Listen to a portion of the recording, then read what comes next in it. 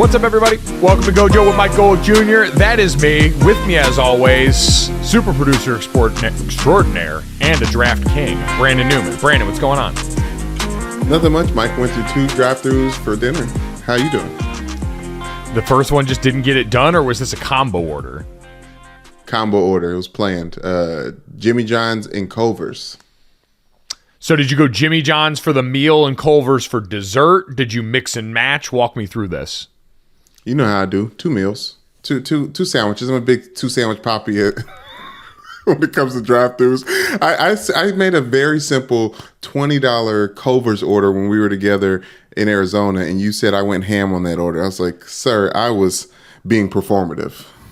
Well, yeah, I mean, you went ham relative to normal person circumstances. Clearly, in your life, you were built different. But for the rest of us mere mortals, what you did with $20 at Culver's sounded like a small family was ready to ride.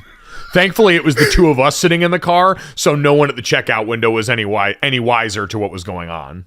Yes, I think it is just the fact that you had to echo the order. Anyone in the seat that has to echo the order back to the person taking it, it always feels like extra. Yeah, I don't know if the sensitivity of those microphones going to the drive-thru correspondent are as much as you would let on with that, but I understand your point. Thankfully, cooler heads prevailed, so another impressive mobile order for you. And honestly, Brandon, that sort of refuel is necessary. We got a great show for you guys today. Yes. As always, make sure you download, subscribe, rate, and review Gojo wherever you get your podcast. Leave us a 5-star rating and a review. Brandon, you can also check out the DraftKings YouTube channel, by the way, Gojo with Michael Jr. tab under there. I'm going to remember how to do this right. It's Monday, but Brandon, that's really what this is about. We are coming off of our first weekend without NFL football in quite some time. And I am amazed at how exhausted I am. Like, looking around getting ready for the show today, Brandon, we've got a lot of great stuff for you guys to talk to you guys about. The Genesis Invitational in golf and some happenings with Tiger Woods over the weekend. NBA All-Star. We had the Daytona 500. We had college lacrosse going on, which is big for me and basically Stu Gotts this time of year as far as sports media people. But I just started looking around and realizing between all of that and the XFL and the USFL getting started, there's a lot of sports happening right now to sort of absorb that 7 hour of commercial-free football-sized hole in our lives. Yes, Mike. It's not only that, obviously NBA All-Star Weekend, which is huge all weekend long. Just not huge, but it's the we're all watching the same thing effect. Right, like on Twitter, like after the 3-point contest and the dunk contest Saturday night, I tweeted, "What are we all watching?" And I just left TNT on, and it was True Blood from season 1, episode 1. I was like, "Okay, I see what you're doing, TNT. Not time for the drama just yet." But it's the communal watching of one thing that it's still going on. Well, it's kind of not, though, because there's so many things happening all at once.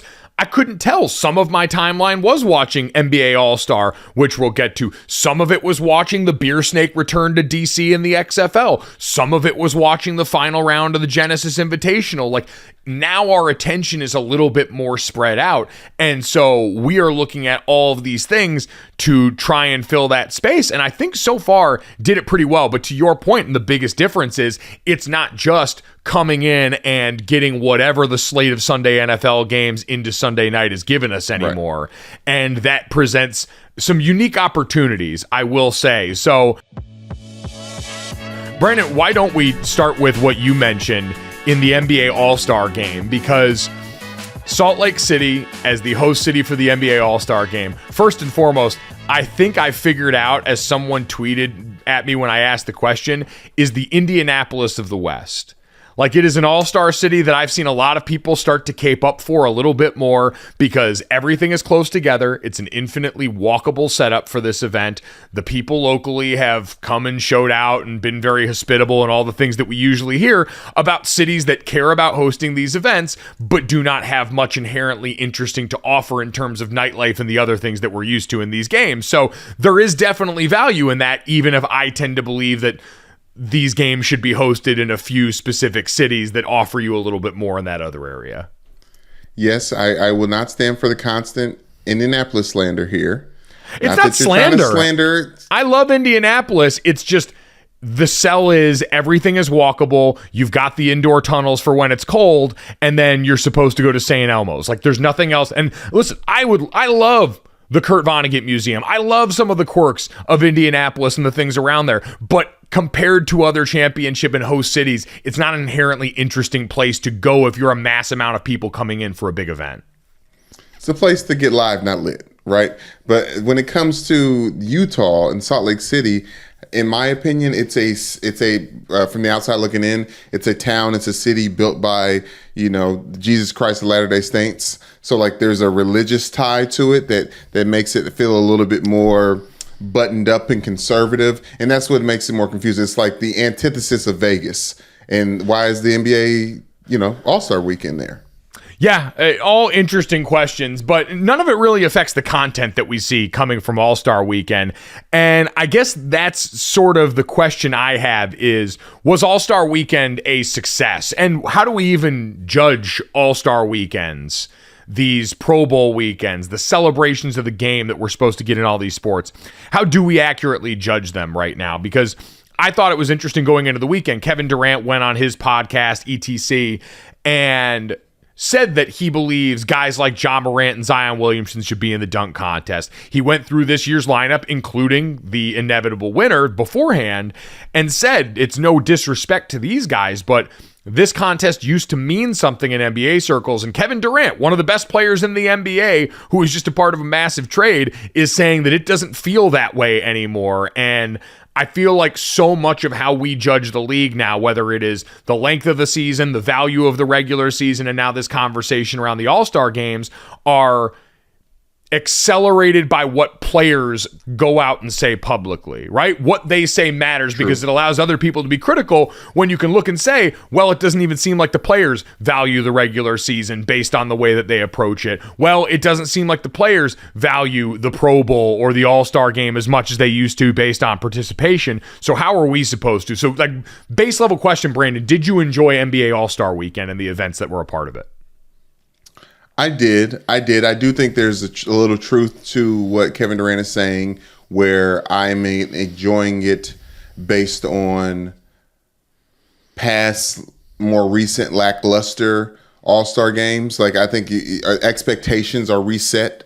We're not even at the 2016 Zach LaVine versus Aaron Gordon, and even past that, the Dwight Howard versus Nate Robinson. Like our expectations have come down, not to focus it solely on just the dunk contest, but let's be real, that's what this weekend is built around, it being on a Saturday. So yes, I enjoyed it, but I enjoyed it because of the twist. What was the twist? That Mac McClung won? Absolutely, Mike. Yes, that was the twist. The twist was the internet dunker who 5 days ago was in the G League and then signed with the Philadelphia Sixers, having two NBA games under his belt? Yeah, so Mac McClung has played 2 career NBA games. He has been a G Leaguer. He signed a 2-way contract with the 76ers and got brought up for this game because of, as you pointed out, his prowess as a dunker. He's about 6'2", just over 200 pounds soaking wet. So not what you would imagine as a physically impressive guy. He looks like Utah in the dunk contest, but he went out there and put on for whatever his city was in a big way. One had 350s as scores in the dunk contest, was hitting a lot of them on the first attempt, which absolutely matters in the way that they're consumed. Yeah. And so, Brandon, it did give collective buzz to this, right? Because what you ended up getting was quality in that moment. It's just that you needed to see it before you were going to believe it, right? He wasn't a draw that was going to bring people in, but once word of mouth started working, now people start turning, now people start checking their timelines to see what this kid's going to do next, because now he went out and proved the concept very early in this dunk contest.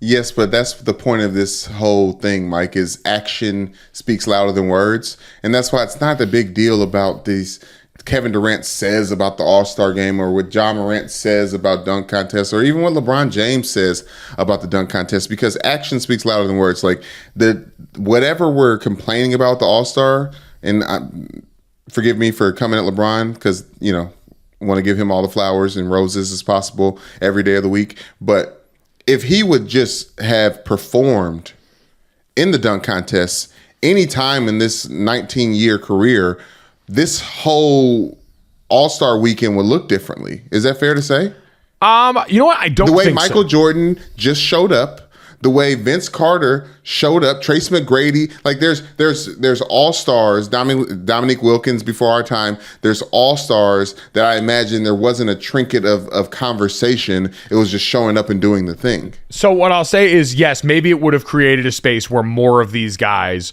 would have felt comfortable going out once you see LeBron James put his reputation on the line, wasn't worried about any of the fallout, decided he wanted to be a part of it. Maybe then, yes, it creates a space where this is more popular, and who knows, because the dunk contest for me was really always the crown jewel of NBA All-Star Weekend.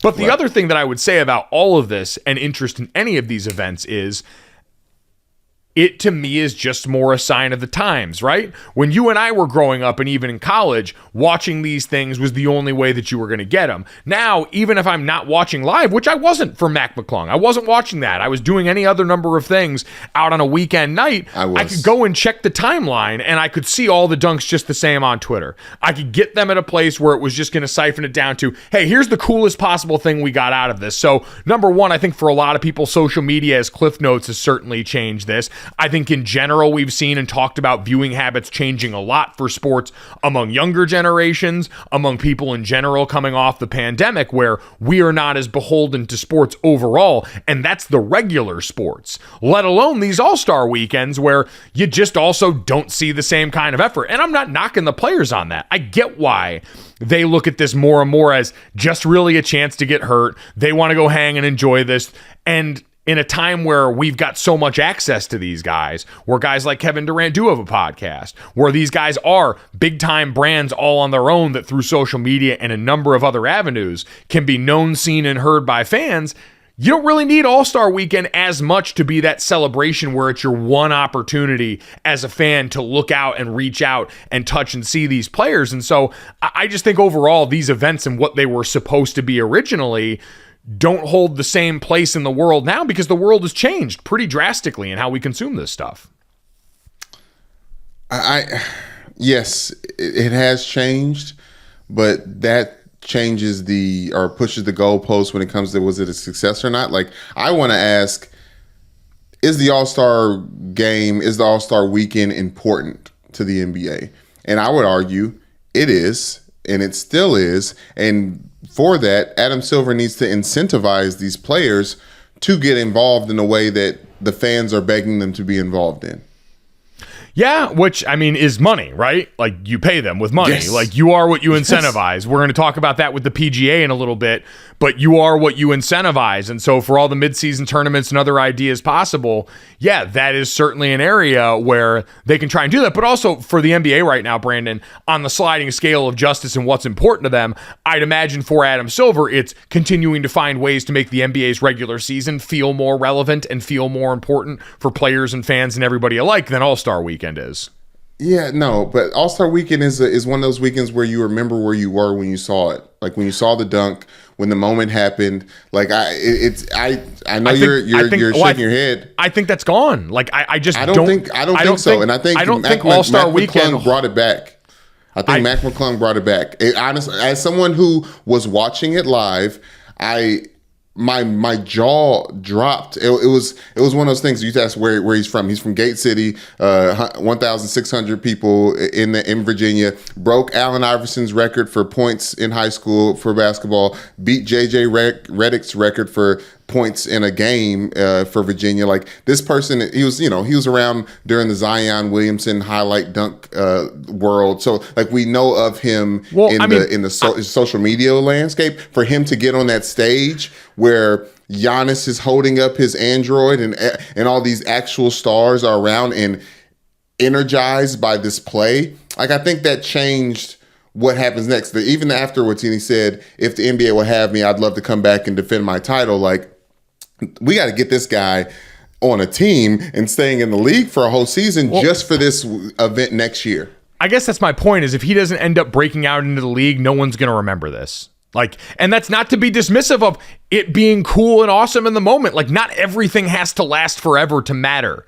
This, like, to me, NBA All-Star Weekend was a success, right? Dame Lillard won the 3-point contest. That's awesome. Love to see Dame get some shine. You had this happen in the dunk contest, where we very rarely get someone that delivers in such a way, especially out of nowhere like this. You even had, now, the one thing I will say, my one beef with All-Star Weekend, because in general, like, I'm not here to say it was a failure. It seemed like everything went really well. You had a bunch of big stars in one area. You had something for them to all get excited about here.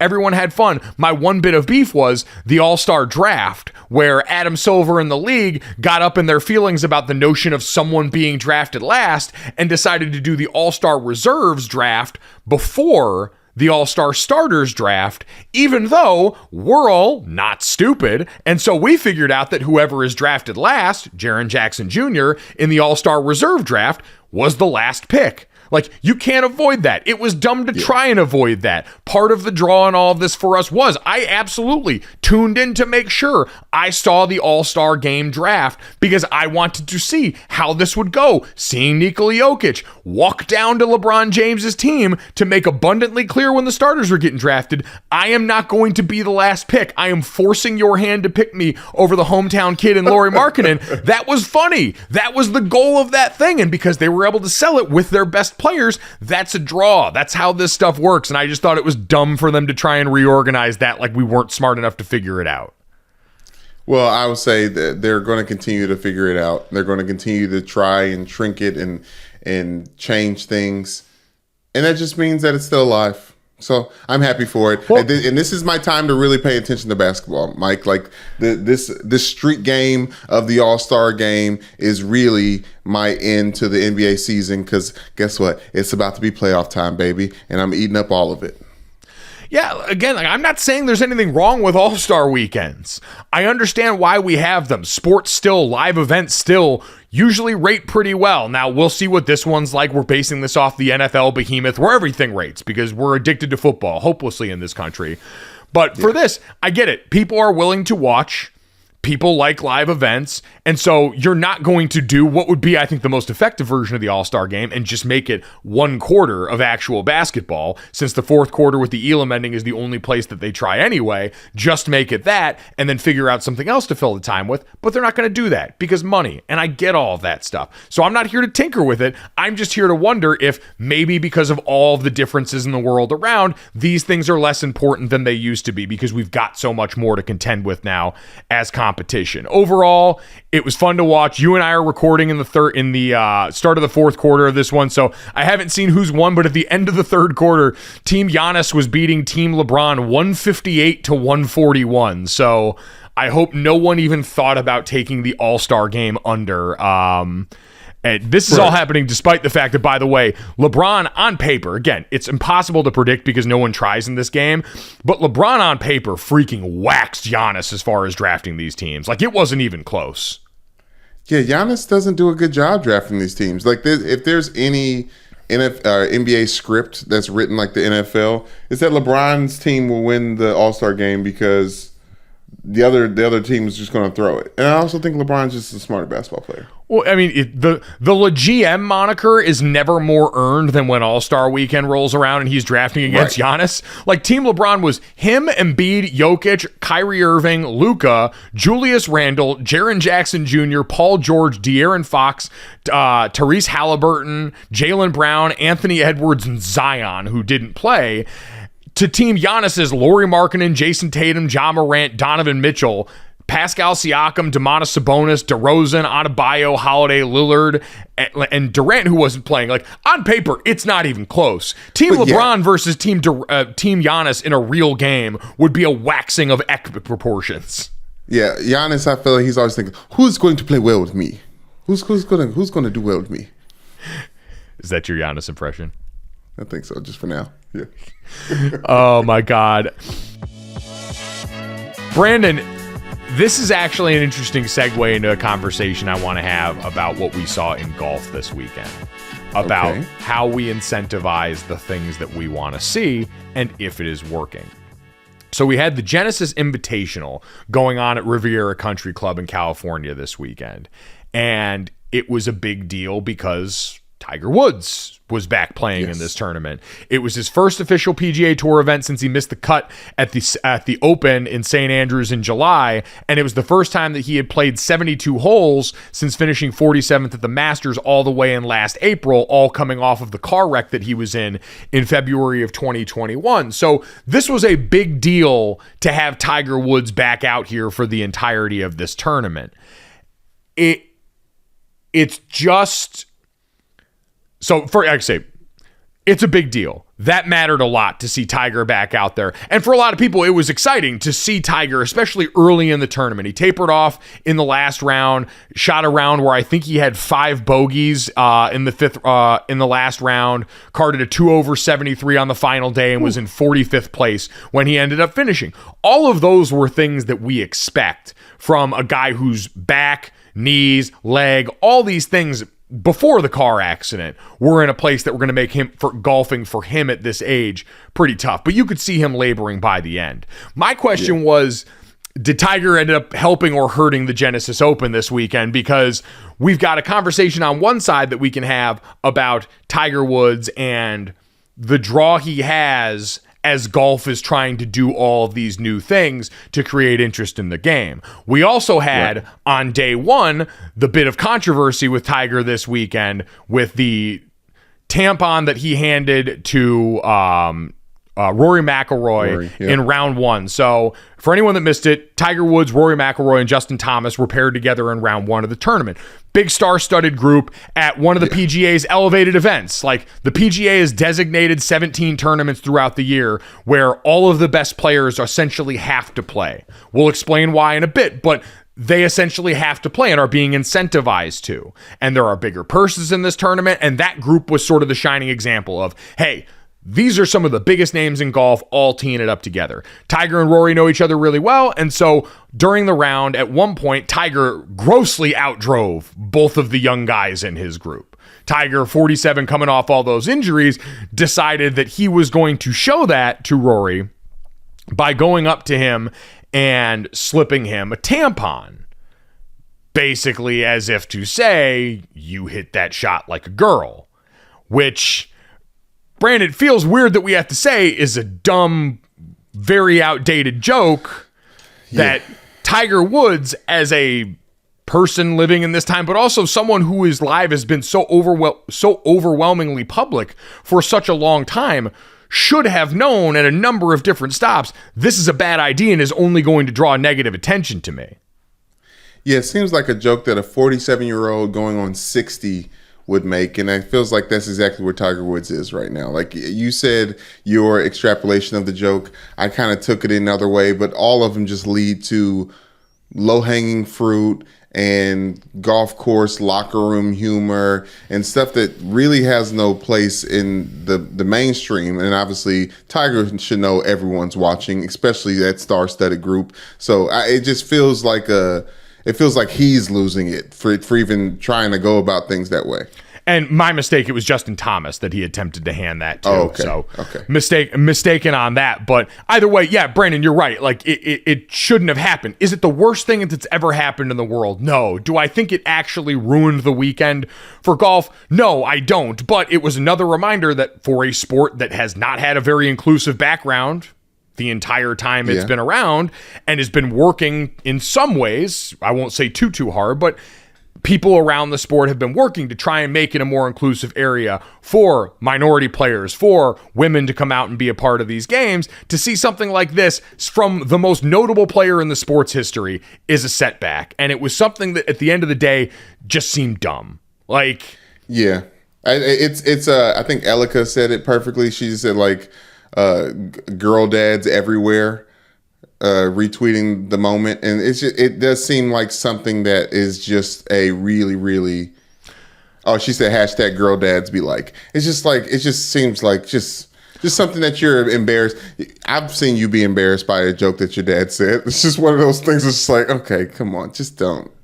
Not to make the comparison. No, I guess the point with these always is, because we went through enough of the news cycle to hear the roar from both sides of people saying, this isn't a big deal. Men hit the ball farther than women. They use different tees. What do you want? Like, That's not the point. The point is not stating some fact about physical superiority. It's using being a woman or having a period as some sort of slight and sign of weakness. Like it's meant at its core in the joke to be derogatory. The way our teammates and us all used to do at different points back when we were young and too dumb to know, and we hadn't talked about these things as much as the world. About, hey, hearing from the group of people who are the butt of the joke, this doesn't feel good when we hear it. We really wish you wouldn't use these words. It's a minor concession. We're asking you to not make us the butt of the joke with the language that you use.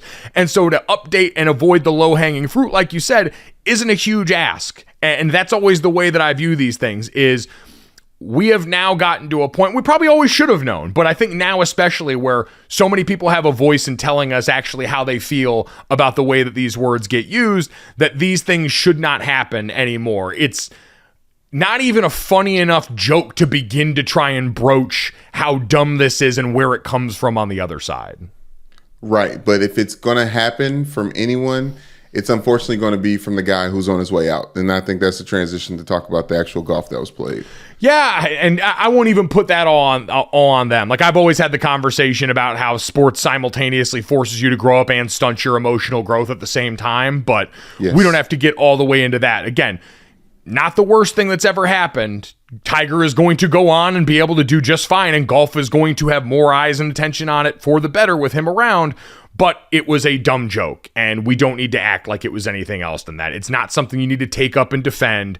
It was something he shouldn't have done, and it's easy to say, no, we're past that point or should be past that point. Let's move on without that joke and keep trying to make golf a place where more people feel like they're welcome and allowed to play in it. But Brandon, as far as what you mentioned with the rest of the tournament, it is interesting to consider what we mentioned. So how this tournament was structured, I think, is noteworthy with where we're at in golf, because we are at a point right now where Full Swing, the golf documentary on Netflix, is up and running and going, and this event is indicative of the future. So this event that we had is one of the PGA Tour designated events. It's 17 tournaments throughout the year where all the best players are playing for more money. Players who finish in the top 20 of the Player Impact program are required to play in these. So they have got to play. The biggest names in the sport, the one that make the most splash, are required to play in these tournaments, and they're given more money to do so. Like, this Player Impact program started in 2021, and it essentially measures which players are searched most on the internet, which players' logos appear on screen most, which players are most aware, is the public most aware of, and who gets the best social media engagement. It's essentially a metric, hey, put yourself out there, and in return, you're going to get a financial reward for it. In 2022, $100 million of bonus money was spread out over the top 20 players as a part of this pool. And so to get that money, you got to play in all these tournaments, and you're allowed to miss one a year. And so you get the things like we saw this weekend, which was an awesome tournament where, by the way, Jon Rahm ended up winning. Jon Rahm, who's playing probably the best golf in the world right now, who I believe as a result of this tournament win ascended to number one, has been killing it, was going up against Max Homa, who's been the internet's favorite golfer for quite some time. Young guy, he's from California. He played his college golf in California, and this tournament mattered a lot to him, and it went right down the wire all the way through Sunday, and it was really exciting and compelling golf. The question I do wonder, Brandon, is, as Tiger Woods answers questions about his future and says, I'm going to play the four majors and maybe a couple other tournaments because that's all my body can do, I do wonder in the variables in this equation for golf, how much Tiger Woods just being around is still the thing propping this up. And when he finally goes away, how much of this is actually going to meaningfully move the needle for the sport. I applaud them trying. And I think they should keep doing these things. You are what you incentivize. And so for golf to incentivize players to be more outspoken, more on social media, more visible to the public in general. We saw Rory McIlroy talking about this the other day. We need to market our players like the NBA does theirs. Market the stars and put them out there. This tournament is an example of what happens when you do that. It's just going to be fascinating to watch and see how much of this is still the Tiger Woods aura emanating around the sport and how much of it will be the things that golf is trying to do to help itself. Well, one thing is how the eyes get there, and then the other thing is what keeps the eyes, right? Like, I think there's a reality to just good golf being played is enough to stick around, even though if you just came to see Tiger do well. Like, we're all hoping that Tiger gets his 16th major, but after this Genesis Invitational, I don't believe that we're going to see it. And I'm kind of like Kobe's last year. Like, did Kobe's last year hurt the Lakers? Yes. Did the Lakers still benefit from that? Yes. Like, I think both things can be true. No, that's a fair point. And I think you're right in that having extra eyeballs come in, the general eyeballs coming in, is always going to be a net positive. It is what you do with it. And it's a line I've heard Bomani Jones said to me for a long time. You win with quality. You keep people around with quality. And so as you've got these young golfers, like we mentioned with Max and Rory and Justin and all the names, some of them we've known for quite a while now, right? Like JT, Rory, those guys aren't new names on the tour. They're the established ones. But if you can get more people knowing who these guys are, when you get access, like having some of these guys mic'd up on the course to explain certain things, you maximize what you're doing with the eyeballs that someone like Tiger Woods is giving you. And maybe that's your foothold going forward into this world, is saying, hey, we've got to try more right now. And I think that's the thing that's most encouraging me for golf right now. And this weekend, I think, is a positive example, is they understand the opportunity that they've got. Maybe it's consciously, maybe it's subconsciously with what we're talking about with the last bits of Tiger Woods on the tour. But so far, this weekend as an example, that's a success. That is absolutely a success with the product that you got, how compelling it was down to the finish, and some of the names that were involved in this all the way through. I would say this, though, like the NBA, the people at the top, the golfers, are like Justin Thomas, Rory, obviously they're getting interviewed left and right always, but they have to be willing and ready to do more. Yeah. Right? Because when it comes to the stars, like leading the way, that is, ask LeBron James. Like, it's a lot on their plate. And sometimes, especially in golf, there's a type of sport that we respect their privacy. Like, we respect their process. And a lot of that isn't talking to a social media man after the seventh hole and explaining what happened on that birdie. Like, I think there's a little bit for that. And I just want to go back to John Rahm. Yeah. Is that how you pronounce his name? John Rahm is actually ranked third right now, but everyone is saying that unanimously he's playing the best golf right now. Right. And so to that point, Brandon, you are what you incentivize. That player impact program we talk about, just to put figures to it, because they're trying to incentivize everything that you talked about. Be more available, be more visible, be more engaged. And the prize money payout is as follows. Tiger Woods made an extra $15 million.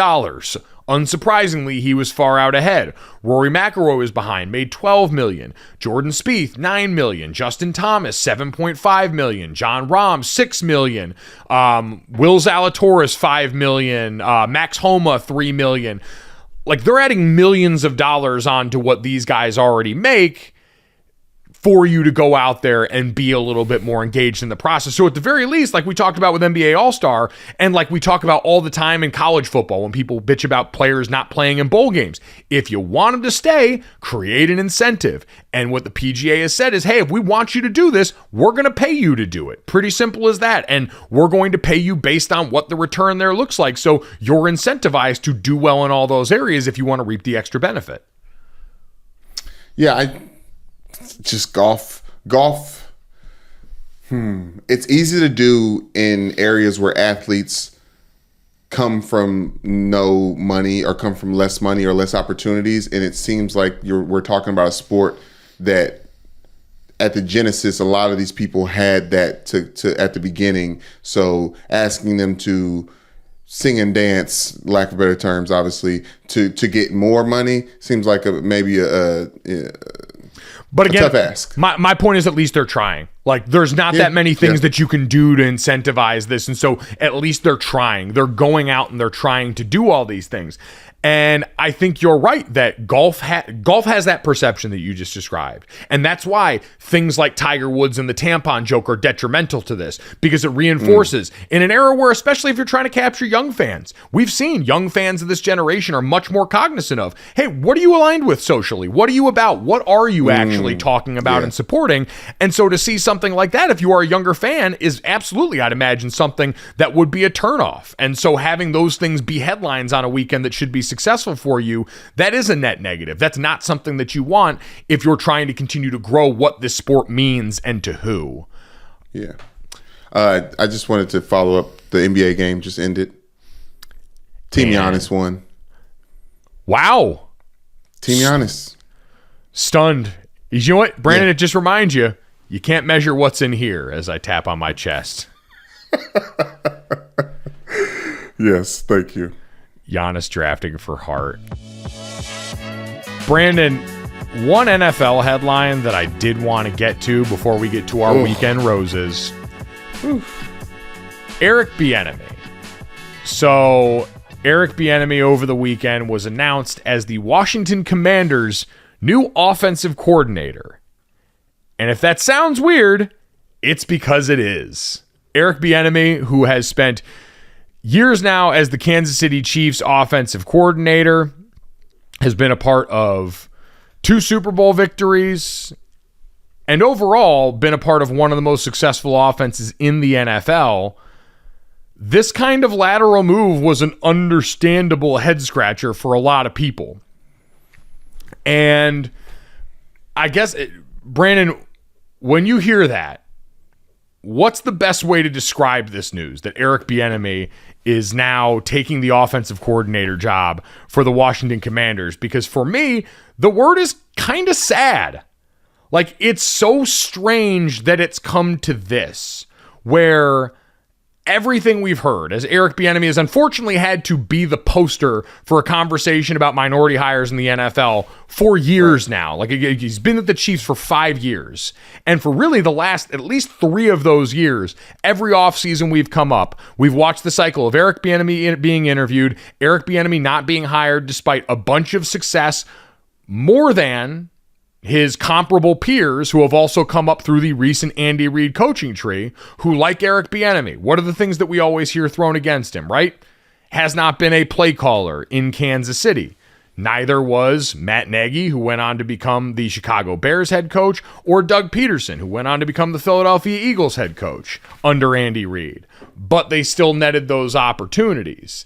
And so the frustration that now, Brandon, it seems like Eric Bieniemy looked at the situation in Kansas City and said, well, clearly me just going out here and helping this offense execute. I know he doesn't call plays, but as Andy Reid has pointed out numerous times, as Patrick Mahomes has pointed out numerous times, what Eric Bieniemy does in that building, helping them design these plays, helping coach up the offense overall, helping with the game plans every week, has helped make them one of the best, if not the best offense in the NFL during the last 5 years. The fact that Eric Bieniemy looked at that and had to say, all right, clearly just accomplishing is not good enough, the way that my peers, and even, again, more because of the success they've had while he's been there than my peers in this role in the past who have gotten jobs, I have to now try and go shake it up by going to a place where I will unquestionably be the play caller and will have the title of associate head coach and have all these things that maybe can be the difference for me getting the job that I ultimately want there. It just feels sad. Yeah, Mike, I don't like it. I think it's... Listen, he's got to be... After 2 Super Bowl wins, I feel like he may be in a position where he can call his own shot and decide. Now, obviously, his own shot isn't being a head coach because that opportunity hasn't been available for him. But being able to see where you can possibly grow, you know what I mean? Like, even like, I'll say it this way. I think Ron Rivera is on a very short leash. I think Eric Bieniemy getting a chance to, in his first year, called offensive plays, and then for this new regime, new ownership, this new fresh Washington Commanders franchise to have someone like him at the helm who has already spent a year in the building, knowing the names, knowing where to get answers from. I think there's a bit of a long game played here, which like kind of makes sense, but it's more like of a player. Like a player does this, like, okay, like where you get drafted helps your career and your growth in the career. Right now, I think Eric Bieniemy is going to take what he's learned and try to apply it in a very, very popular division that does have clear-cut winner. I just don't know, Mike. It doesn't make sense, and I feel bad for him, but I also feel like he has to be in a position where he isn't taking concessions as much as we on the outside are thinking it is. Does that make sense? Like there's something else that we don't know about that makes this make sense for Eric Bieniemy and his family and his growth as a head coach. Well, I'm not saying like I think it's an act of desperation. Like he's looking at this and saying, what more can I possibly do in Kansas City to help me get this job? I've got to try something different. Washington on paper is not a good place to go in and be the coordinator. Like, yeah, you've got Terry McLaurin and some exciting weapons, but you're walking into a place where Sam Howell right now is the one you'd probably imagine is your day one starter. Yeah. And the failed experiment with Carson Wentz last year, an offense that under Scott Turner last year was 27th in yards per game and 28th in points per game, 20th in yards, during the 3 years that Scott Turner was there, they were 27th in yards per game and 28th in points per game, 20th in yards and 26th in points. Like, there wasn't a lot there, and you're walking into a situation you accurately described as one where the head coach is on thin ice, one where the sale of the team might be a part of the conversation soon. And so none of that reeks of an advantageous position for Eric Bieniemy unless you're thinking, like you said, maybe the long shot that you're the guy that gets the interim tag there, and then in that time you do so good. But ask Steve Wilkes, that's not always a guarantee. Ooh. You're not always going to be in a good position when everything goes to shit. And so you're right in that the math is not mathing. And there's always felt like there's something that's been missing. The problem is, Brandon, we've never heard an inkling or a hint of what that is. We've seen plenty of people, and I don't want to drag these guys' names out through the mud because they're NFL head coaches. Themselves. Well, it just... Yeah. I don't want to badmouth anybody who's going out here and trying earnestly to succeed in the profession. But when you see Cliff Kingsbury get fired with a losing record in Texas Tech and then get an opportunity as a head coach of the Arizona Cardinals, and then Eric Bieniemy's on the other side just sitting here like, what's up?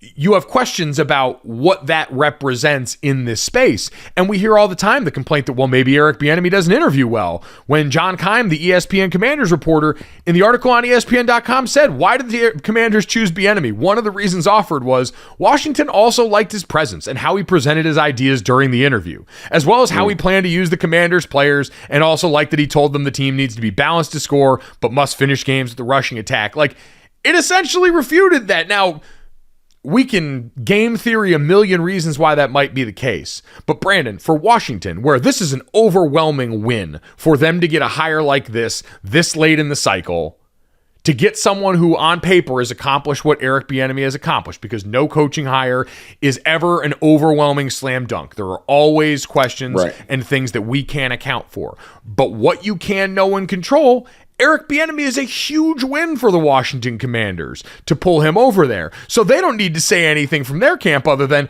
shit, we don't know how this happened for us, but we're happy as hell that it did. And so the fact that this is yet another one of those things that refutes this idea that we've been given over and over again, well, maybe Eric doesn't do this well, that hasn't mattered in so many other cases, and why it continues to be this barrier here is something that will never fail to confuse me.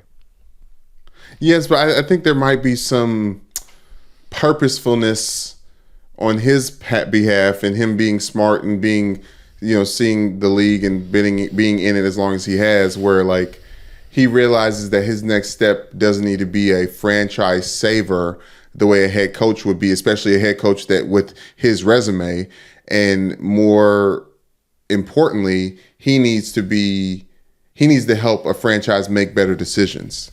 And I think the Washington Commanders definitely need that left and right on all factors, and how they all talk about how buttoned up he is. Even that Jared McKinnon, him sliding to run the clock on the one, he said like that's a Patrick Mahomes credited Eric Bieniemy and how he runs through drills and situations and practice and things like that. I think there may be something to the fact that he just knows that with the Washington Commanders and their 6 draft picks in the draft, the first one being was it the 16th pick?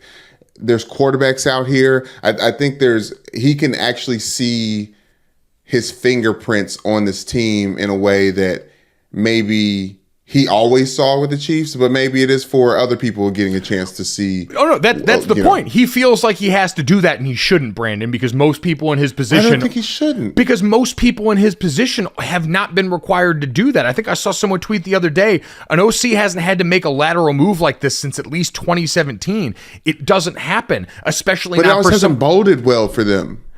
Brandon, that's besides the point. They've gotten the opportunity, and that's what Eric Bieniemy has stated that he's wanted and not received. And in a league where racial bias at head coaching hires has been a documented part of its history, it's really hard. I understand that there have been black coaches hired in the time that Eric Bieniemy has been a part of these conversations. I get that. That doesn't mean it still doesn't seep in, and it isn't still something to absolutely keep an eye on and could very well be a part of this conversation. Like, given the league's history, you can understand why people point themselves in that direction. What you bring up, I think, is a fantastic reminder of also why the notion that him not calling plays is so overblown to me.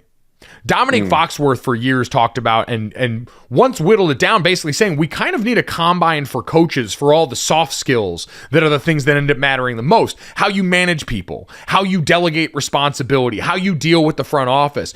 Very rarely as the head coach, I understand there are guys that call the plays, but more often than not, skill as a play caller does not translate to skill as a head coach. That's not often a prerequisite. True. And so the notion that that's the thing that's holding him back is sort of insane, when that might be a thing that if he's hiring right and putting together a really good staff could potentially come off of his plate. It should be about a lot of those other areas. And again, if that's the problem people perceive, we've never heard of that. All we've heard is like you've described from the people that have worked with him. This is what he's done well. So I think it's a frustrating reminder of how complicated this process is and the number of factors, implicit or otherwise, implicit by it or otherwise, that can play a role and potentially still do in this situation. I understand and acknowledge there's plenty we don't know. We're not inside these interview rooms, all the things that we've seen publicly, but for this situation to play out like this just does not make a lot of sense given where he's been and what he's done. But isn't it fair to say that every movement for him would be lateral or step down outside of the head coaching position, which is not available to him? Like, if he was to take an OC job anywhere after coming off, you know what I mean? No, that's my point. But like, that's not the trajectory for people that accomplish what he does. That's why it's confusing. Yes, it would have been a lateral move everywhere. It's not just a shot at the Commanders, even though that's one of the, in an offseason where none of these jobs really looked pretty, that one is especially unpretty for all the Dan Snyder reasons. So, it's, we'll see what happens with that. But Eric Bieniemy. Congrats, Commanders. Yeah, that's really the big takeaway from this is Commanders, you got a great opportunity here. That franchise squandering great opportunities is a tale as old as time. So forgive me for not feeling great about it, but that's where we are with these things. Brandon, let's try and change the mood up a little bit and give out some roses for some quality performers over the weekend. At Gojo Show on Twitter, if you've got a rose you want to give out to anybody that went out and earned your love over their actions or through their actions on the weekend. And Brandon, I want to start with the XFL. I was going to give it to just the St. Louis Battlehawks for their 15-point comeback in a game that involved multiple differences and tweaks in the rules that I think the NFL would do well to pay attention to. But on the league's first weekend back, led by The Rock and other investors after being shut down over the course of the pandemic, we got all of the things that we liked back about this. Most notably, at the end of the night, the Washington Renegades beer snake being confiscated and exciting a lemon riot in one of the end zones in that game.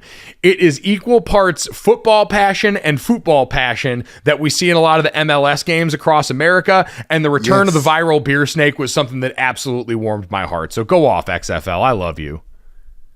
Yeah, listen, they're going to get me to watch religiously here soon. So yeah, shouts out to you, XFL. I will say, rules-wise, the one thing I did want to point out from that Battlehawks game was we mentioned that this league can be a trial balloon for some of the things that they want to do. We saw the special teams plays back, the kickoffs where you had none of the big collisions. They were trying to take that out in the sport in the name of safety.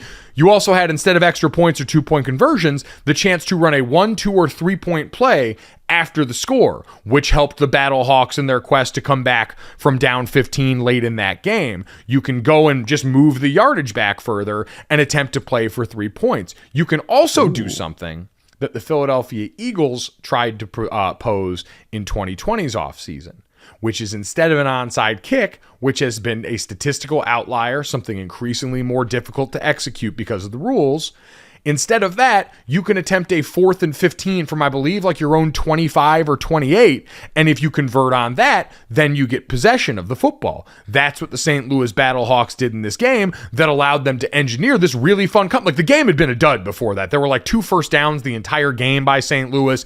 It was and that's what's going to come, especially early in the league. Offensive line play, predictably not great, because early on, that's a place that takes time to gel. You're dealing with less talent, all reasons why it's going to look ugly at the beginning. But the success of this league will be measured by how many of these guys make it back to the show in the NFL, and are any of these rules seen as exciting enough and good enough changes to change it up. We talked about the fumble out of the end zone rule that they're doing away with, but I thought seeing that 4th and 15 play out the way that it did goes back and reinforces. This was an idea that NFL teams were posing not too long ago, and I hope that over the course of this season, we see enough of them for them to start to reconsider it. Because talking about leagues and teams trying, the NFL loves offense, and giving teams like the Kansas City Chiefs a chance to convert a 4th and 15 instead of an onside kick to keep the party going and potentially cap off an awesome comeback sounds pretty great to me. Yeah, I think the reality of this officiating that came from this, highly contested Super Bowl is, if the rules were different, the game could be even better. Right. Exactly. So good luck. Was it may the what did they say, the Katniss Everdeen? May the odds ever be in your favor, or be ever in your favor. My brain. My rose this week is going to go to Dame Lillard. Dollar Dame. Do you remember him? I do. Once upon a time. Okay. As someone with a watch tattooed on my wrist, I have an affinity for Dame. Yes, hey, Dame time. He shot a buzzer beater actually in the All-Star game for Team Giannis that they were winning anyways, but also won a 3-point contest in his third, ironically enough, in his third appearance in the 3-point contest. And obviously, being in Salt Lake City, Weber State is where he played his college ball, so it's kind of like homecoming for him. So, but I thought this quote was the funniest part of it. He's 32 years old, and he was quoted by saying, for all the surgeries he's had, he feels like he's 27 again. If that's not a spin zone, that apparently works because he won the 3-point contest, Mike. I like where he's going. And also during the All-Star game, it's really hard when there's no Steph out there, but Damian Lillard made a 3-point from past half court. Like not even like logo style, like just kind of walking up the court, left side and just pulling up. So Damian Lillard, I want to give him his flowers. He's one of those guys that everybody wants to win a ring. But let's be real, if we ever see him win a ring, that's going to be a pretty lackluster finals and playoff run. And so we have to give him his flowers now in these All-Star events. So shouts out Dame Lillard. Yeah, completely agree. This is going to be where we have opportunities to do that. So congrats to Dame. Congrats for my second rose to Ricky Stenhouse Jr. for winning the Daytona 500. We mentioned what a jam-packed weekend it was. The Great American Race went on, and there were 2 overtimes that pushed this to a record 212 laps. Now, they didn't have overtime but until some time ago, so it wasn't possible for a number of years, but bunch of wrecks in this. But Ricky Stenhouse Jr. comes out on the other side of this and is a part of a pretty special moment for him here. I also believe that as a part of this win for their team and what it means for them, for JTG Daughtry Racing, it was his 3rd win for them. It's the first single car team to win the Daytona 500 since Wood Brothers Racing did it in 2011. And the team is owned by Tad and Joni Geschickter and former NBA player Brad Daughtry. He becomes the first black car owner to win this race. And Jody Geschickter joined Teresa Earnhardt as the only female car owners to win the Daytona 500. So a little bit of history in the group that is a part of this. So yeah, congratulations. That's awesome. In a world where F1 is taking over, take that. Yeah, I mean, listen, the Daytona 500, one of the big well-known races here. So first weekend without football. It's a great time. Great place for it to be. NASCAR has got its own incredibly dedicated following. I don't got to explain that to them. But for the rest of us, cool to parachute in and cool to see this moment. Yes, amen. Talking about parachuting in, I'm going to talk about the All-Star game. Specifically, Giannis, very upset that his team won. But I want to give my actual rose to, I guess, Giannis and Jason Tatum. Jason Tatum scored 55 points, 10 rebounds, 6 assists. I want to shout out Giannis for picking a player who scored the most points in an All-Star game in NBA history in Jason Tatum. And Boston Celtics, I'm sure you'll love this, the 2 leading scorers for Team LeBron and Team Giannis were both Jaylen Brown and Jason Tatum, the Celtics duo that are doing their thing. And I don't know if this is going to get Tatum back in the MVP conversation, but I always feel like the NBA is right where it's supposed to be when Tatum is like 3rd or 4th in MVP voting, if that makes sense. Yeah, I mean, and for, I'm sure them and most Celtics fans too, this is about continuing to bulldoze through the season. You're absolutely right. Yeah. This is very emblematic of where we're at in the league right now. The Boston Celtics seem like they are the best team on the block, and anybody that's going to win this thing is going to have to go through them. So congratulations to Team Giannis pulling off an improbable upset based on the roster on paper and getting a win in the NBA All-Star contest. Brandon, it's time to finish this thing off right. Do you know what time it is?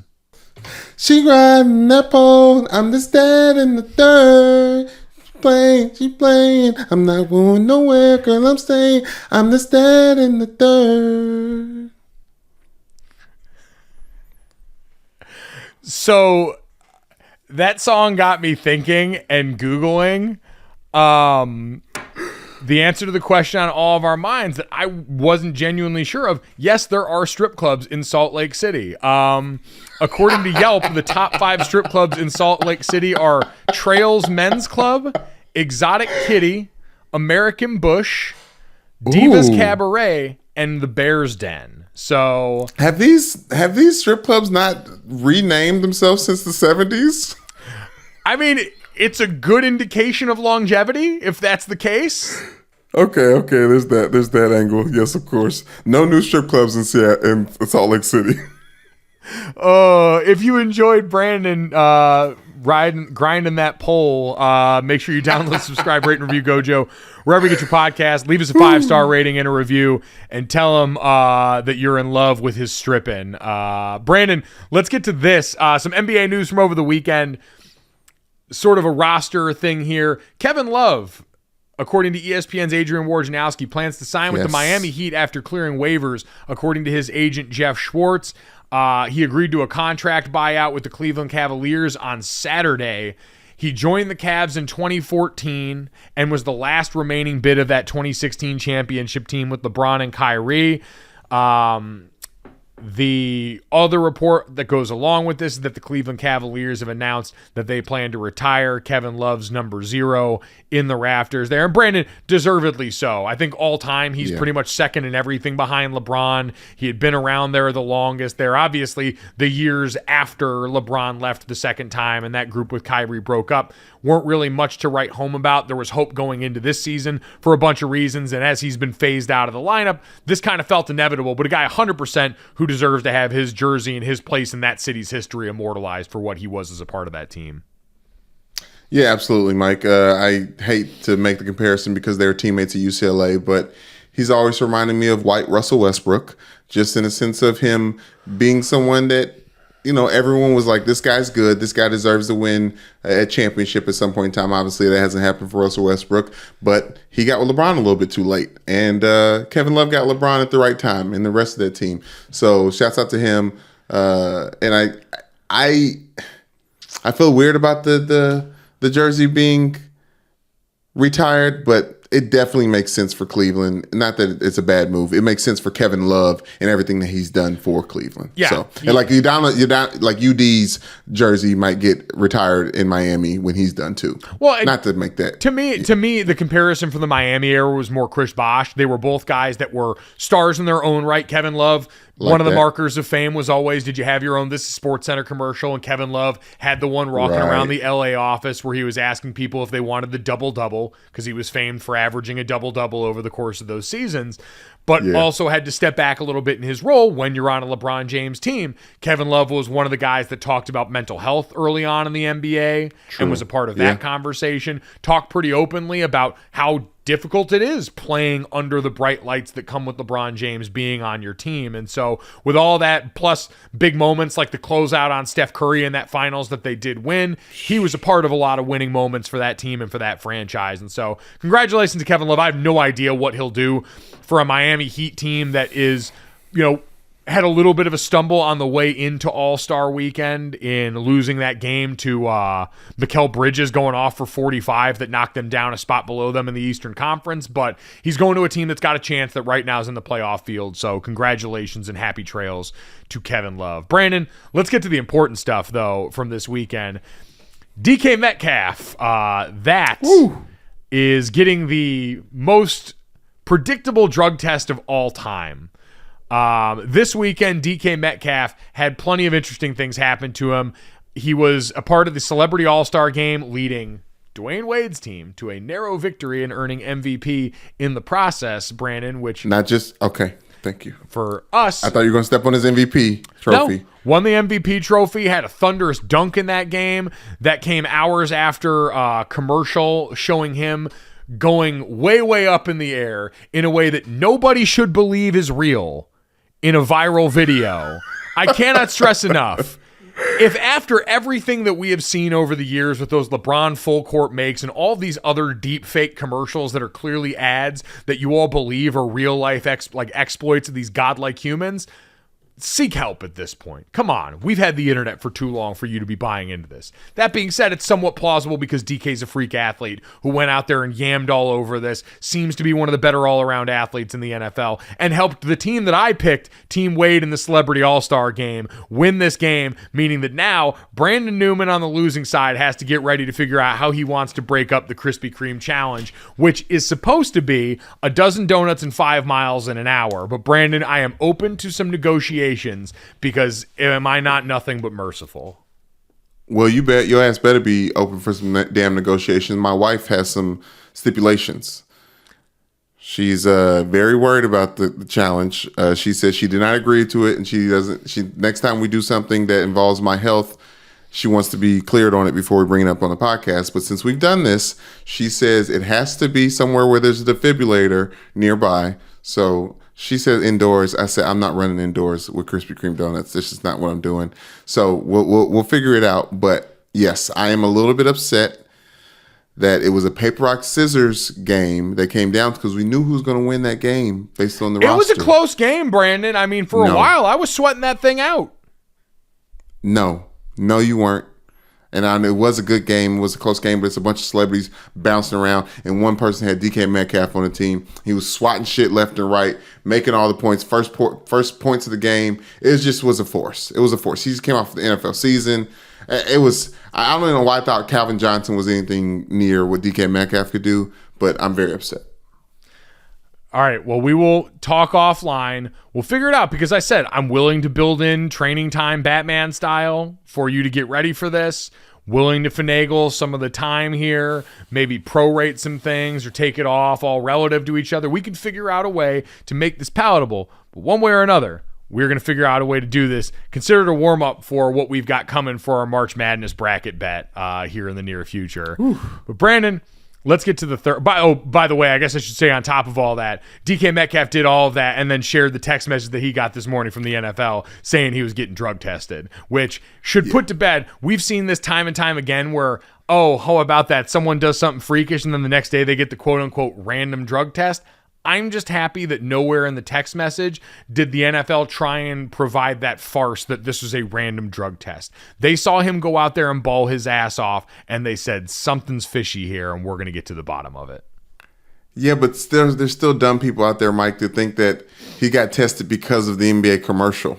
It's like, he jumped way too high to catch that ball in that NBA commercial. Now they testing his ass. It's like, no. I wonder if the NFL's in on the joke at this point. Like if they're so thirsty to get memed that they're just like, oh yeah, what better time than to go and make sure that this text message ends up getting out there because we know DK is going to share it because one of those meme accounts, I think it was like the Shannon Sharp burner meme account, tweeted out DK drug test incoming and the prophecy then fulfilled on the other side. So maybe someone savvy in the league office pushed that Buffalo Wild Wings button and said, it's drug test time, baby. Let's make sure we're in the meme cycle. So chestnut checkers. Brandon, let's get to the third. Speaking of chestnut checkers, this is pure nostalgia, baby, and I am here for it. Apparently, according to The Sun, Harry Potter and the Cursed Child is now potentially being adapted for a movie. Now, this was a stage play that had run since 2016 at the West End stage in London.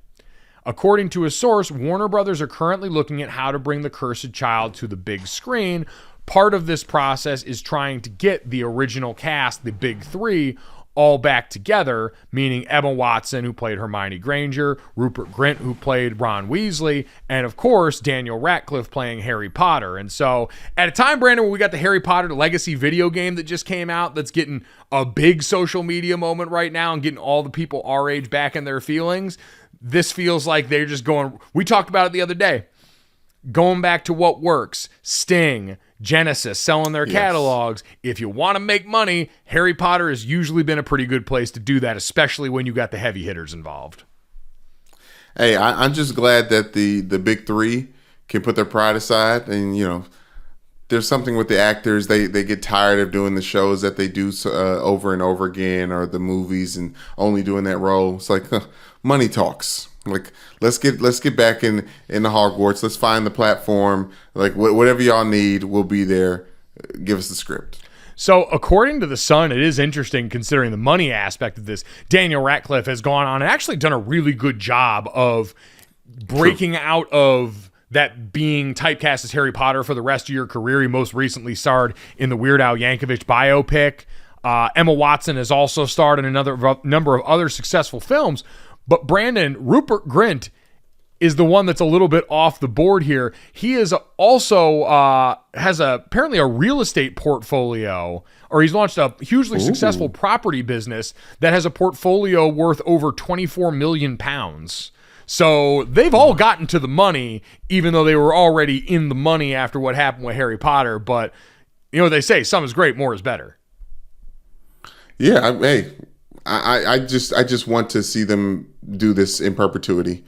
Like let's stop the games. We had a little time where we were acting like we weren't calling Emma Watson Hermione Granger, and we were calling Daniel Radcliffe by his actual name, Daniel Radcliffe. Like, let's get back to Harry, Ron, and Hermione. And I know for a lot of people it's a bit conflicted because J.K. Rowling, the original author of the series, has come out with increasingly, homophobic and transphobic statements and a lot of stuff that we don't really want to be a part of. Like, it is a little bit conflicted in that way, but I think overall we can... I mean, she's already financially set for the rest of her life. We can avoid giving her the public praise that probably sustains her and just say, hey, this is the thing that makes us all happy. It's been a huge part of my childhood and adulthood. Like, it's not something that's ever gone away. It's one of the biggest worldwide phenomena that's happened in my lifetime, up there with like Pokemon cards and the continued existence of the NFL. So it's not going anywhere. We can just make sure that we kind of exclude her from the conversation. The way she was excluded from the Harry Potter reunion that happened on HBO Max not long ago, where they got a lot of the cast and crew back together, talk about the anniversary of the movies, talk about the people that were no longer with them, and then just kind of kept her the hell out of that for the most part. Did she write that play? I'd have to go back and look and see. The play did have like it had the script in written form, and it's a book, which I read. It was really good. It's a sequel. So in the way that a lot of the Fantastic Beasts movies take place in the world before the Harry Potter books that we know. Harry Potter and the Cursed Child, I believe, takes place, if I'm remembering correctly, I read it back in like 2016, takes place in the world after the Harry Potter books that we know. So, yes, she did write that, so that's unfortunate. But, again, we can just kind of pretend like that's not the case and enjoy this thing that has been really fun for all of us. Wingardium Leviosa. It's Wingardium Leviosa, not Leviosa. If you enjoyed any of these incantations, make sure you download, subscribe, rate, review Gojo wherever you get your podcast. Leave us a 5-star rating and a review. Check us out on the DraftKings YouTube channel under the Gojo and Mike Goldberg Jr. tab. Thanks so much. We'll talk to you tomorrow. Boom. Money in the bank.